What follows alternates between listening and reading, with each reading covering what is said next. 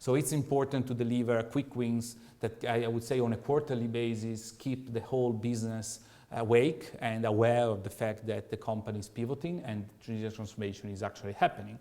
Then obviously we need to deliver in a reasonable time frame. So even though transformation, as I said, is a very long process, I think that at least after 12 months, something relevant should happen in terms of business impact, so that we demonstrate that it's not just about the quick wins and the patches here and there, but it's a sustainable innovation that is going on. And then we need to grow and scale the things that are working the best to demonstrate that there is measurable business impact. And at that point, we will also be able to make the tough choices, because at the end of the day, some tough choices will be needed. So some restructuring, some governance change that is really impacting in a severe way, the historical way of doing things will be needed.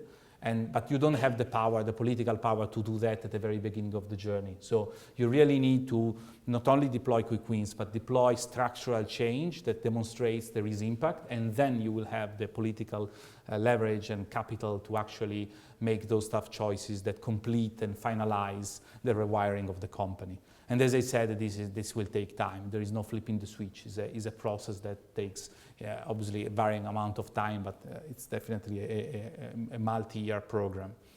So in terms of our experience, I will just mention you a pragmatic example of what I mean by quick win, which is deeply connected with the longer term vision. So we started from a business problem, and the business problem is that we're asked to sell more devices, spending less money to sell them. So it's pretty simple, because the industry, very well, consumer electronics is really twisting down to price, and everyone is just looking about the price of the products, and less people are buying laptops and notebooks. So a brand like Acer is really suffering from this, because we are a 100% B2C brand. So we don't have like the Dell, Lenovo and other competitors, a B2B consultancy side where to rely on. And obviously this is a challenge for us, because again, we're asked to keep selling more and more computers, but our acquisition budget gets reduced. And so the way we can do this is to actually be more efficient. And efficiency comes with accuracy of the message that we deliver to our customers. And to do that, we actually realized that we already had a lot of data within our company. So we had all our data coming in real time from Google Analytics Premium related to our customers' behavior and anonymous users, as well as returning customers and returning visitors. So we said, why don't we leverage all this data to actually deliver what I mentioned earlier as a scaled relevance, so tailored one-to-one messaging. And so we did that. We implemented a tool. Here you see what we see in the back end. So just a simple view where basically all the columns represent different sections of the website, from the home page to the product pages to the help and support pages. And each bubble represents a single web visitor. So every time someone lands on the website, it gets immediately tracked, and as he browses the website, we keep track of everything he does, and everything he does is then computed into an engagement score. So the engagement score basically is a sort of the likelihood that that specific user will actually do something on the website. And by do something, I mean conversion, and the conversion can be anything. Can be obviously the purchase of a computer, hopefully, can be subscription to a newsletter, can be the download of a driver, whatever in that specific section of the website we consider conversion. So once we achieve a sufficiently high degree of predictability of what the customer is going to do, based on the analysis of historical data compared with the actual data of the consumer, we do something relevant to him. And the pilot we ran was very simple, and was just about showing an overlay that presented exactly the computer the customer, in our opinion, was most likely to buy, together with information about where to buy it, at what price, and bundled with a special promotion if it was available to him. And this was calculated in real time, taking into account different variables, the customer value, the product value, the behavior of the consumer to paid, owned, and earned interactions on different media channels, and also the location and channel partners promotions. So all this was really combined in real time, so that, for example, we spent more money to acquire potentially high-value customers, but we actually spent less money that we used to spend on average earlier to acquire low-value customers. So this way we were able basically to be more efficient because we allocated more acquisition money to the customers that actually were worth more to us, rather than spreading out our acquisition money evenly across all the customers. And this obviously had very positive results. Just in the first 3 months, we had reduced our acquisition cost by 20%, while the overall redemption in terms of conversion rate of people that actually bought the device, we increased by 25% the conversion rate.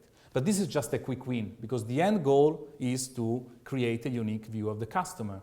And so really, not just show up clever overlays, but actually combine all this data into our own database and compute it and combine it in a way that we are really able to know for each user what are their behavior, their purchase patterns, the different channels they come from, if they are more susceptible to newsletters or to paid media, whatever.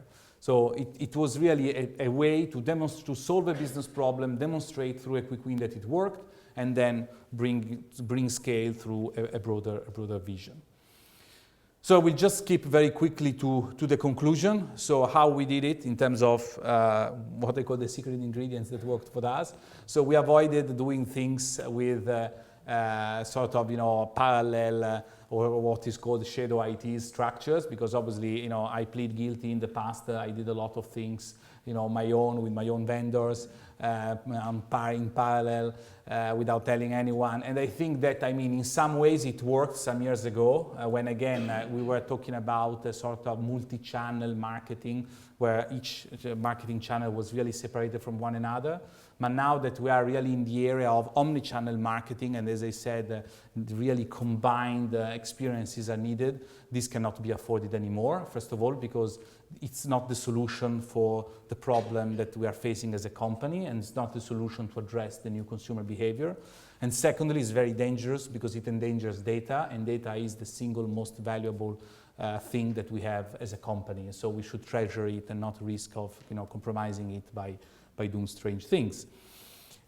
Second thing is that we leveraged what we already had. As I mentioned, we already had data within our company, so we didn't bother getting more data into the funnel. We just started by using what we already had through Google Analytics Premium, and then obviously we grew. We integrated the CRM, we integrated Oracle, we integrated all the other systems that we already had, but we started by leveraging what we already had.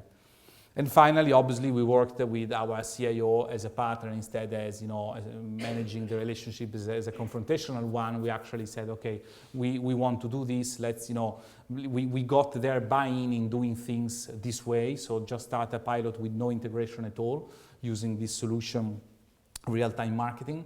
And then we said, okay, if then this works, we will gradually integrate with the rest of the systems, and we defined together which was the priority for all the other systems to be integrated. And so to wrap up, I think just one final thought that I took the liberty to take from a CEO I met a few weeks ago, and I really liked the way he put this, because I think that when we talk about existing systems and technologies, we really often refer to them as legacy internally, and when, especially marketers, when we hear the word legacy, it's like a sort of worrisome in a way, because we understand it will take time to integrate, it will take time to deploy, it will be then very difficult to evolve, and so it's something that scares us a little bit. But again, back to the topic of data integrity and everything, I believe that we cannot avoid that kind of integration. And so in terms of also in mindset, given that digital transformation is a cultural thing, and given that culture is very much connected to communications, it's very important also how you communicate things internally in meetings, for example. I always prefer to talk not really about the legacy systems, but more about heritage, which is a word that again I heard from it's not mine, it's from a CIO that I met, and I really liked the way he put it, because if you look at legacy systems as the heritage of the company, which made the company great so far, because it allowed it to be here, then also the way new systems and new tools that are going to be integrated, because for sure we will need new things, but they will be integrated with a completely different mindset, a mindset, you know, that is respectful of these, you know, existing systems, is respectful of the architecture that is already in place,